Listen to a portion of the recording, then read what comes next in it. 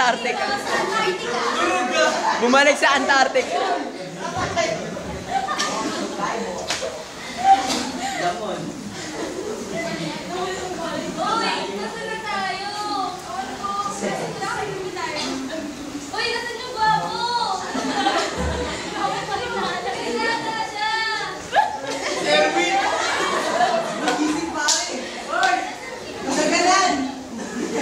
Si Pioling.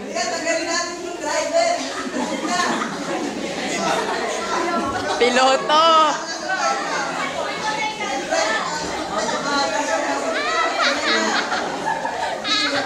Si Pioling.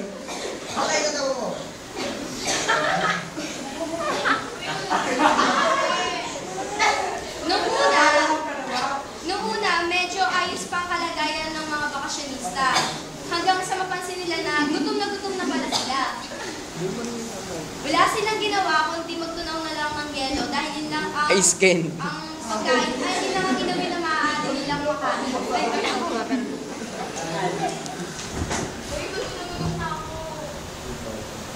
Wala na pagkain. Si Rev. Sa buwan na ang lumipas at may ilan na namatay. Ang ilan sa mga kasama nila ay namatay.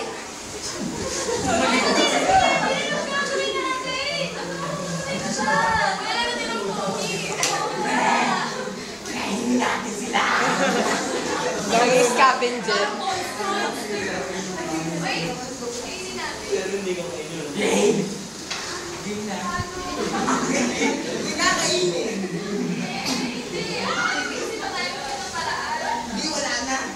Teka. Girl Scout ako, may ribbon ako. Wala ako paraan dyan. Sabay natin?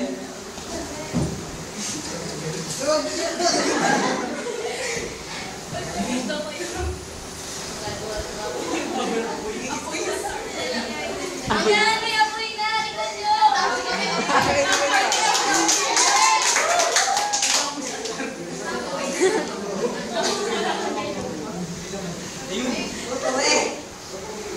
Pampatay! Okay, may yelo.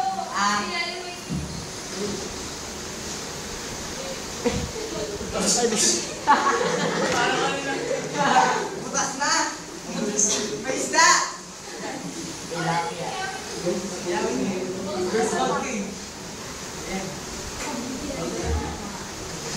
Ilang araw pa ang nakalipas at nabuhay ang mga bakasyonista sa pamamagitan ng pagkain lamang ng inihaw na isda. Ngunit parang di na rin nila kaya kasi talagang gutom na sila tsaka nagsasawa na sila sa mga kinakain nila. Hanggang sa nag-isip sila ng paraan para makakuha ng mga rescuers.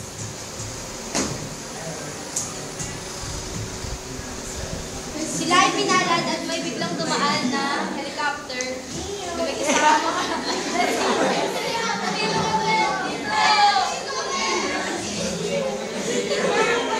Tora.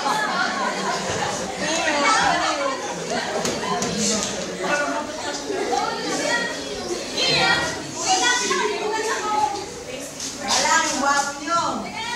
Buhay ko na si Guwapo eh.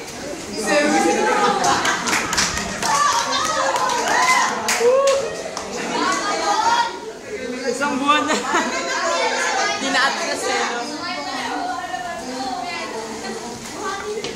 Guwapi natin siya! Kanilang natuklasan na ang kinakala nilang patay ay buhay pa pala. Grabe. Akala lang nila na patay na dahil sa nasugatan ng malala sa service. Siya ay natingala ng tuluyan at pinamig ang katawan dahil sa yelo. Nabuhay lang dumating yung rescuer. Makalipas ang ilang buwan, maayos na ang kalagayan ng mga bakasyonistang nakasurvive dun sa insidente. Hindi pala, hindi natin kinain sa service. Ay, nandito. Kaya makakakaroon. Oo, tama yung gusto natin. Kasi diba, hindi naman tama kumain ng tao.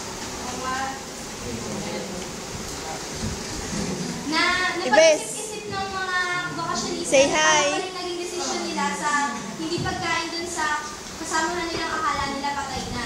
Kasi naisip din nila, parang immoral din yung ano na yun. Immoral lang yung pagkain dun sa kapwa nila. Ayun yung naging desisyon nila. Yung nila kinain. Naghanap na lang sila ng mas maganda pang paraan.